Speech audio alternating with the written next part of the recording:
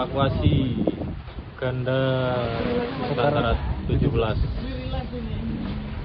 Mesin mati dua-duanya. Nomor mesin tendang.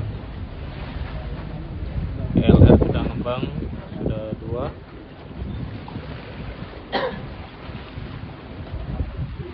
Kita proses mendekat terus.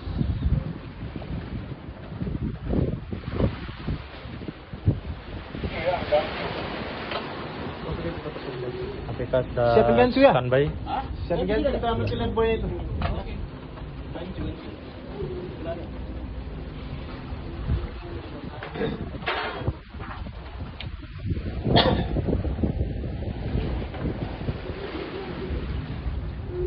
Dimas, tali yang untuk perancang tadi bawa ke bawah aja semua. Iya.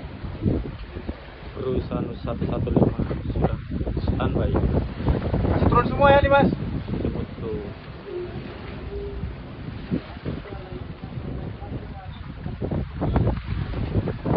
Wabarakatuh, selamat siang. Salam satu jiwa satu rasa, we are family professional modern teruji.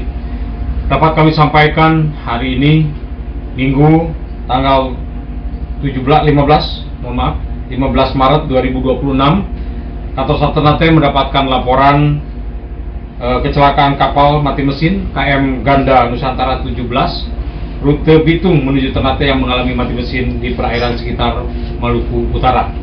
Kami mendapatkan informasi hari ini pada pukul 12.00 dan sebagai kronologi kejadian pada tanggal 14 Maret hari Sabtu KM Ganda Nusantara 17 pada pukul 22 waktu Indonesia Timur berlayar dengan rute Bitung menuju Ternate. Namun pada pukul 08.00 kapal mengalami kerusakan pada mesin di sekitar perairan Maluku Utara. Dan kru kapal telah berusaha melakukan perbaikan secara mandiri namun tidak berhasil, dan selanjutnya melaporkan kepada pihak Pelni, dan pihak Pelni melaporkan dan minta perbantuan SAR kepada kantor SAR Ternate.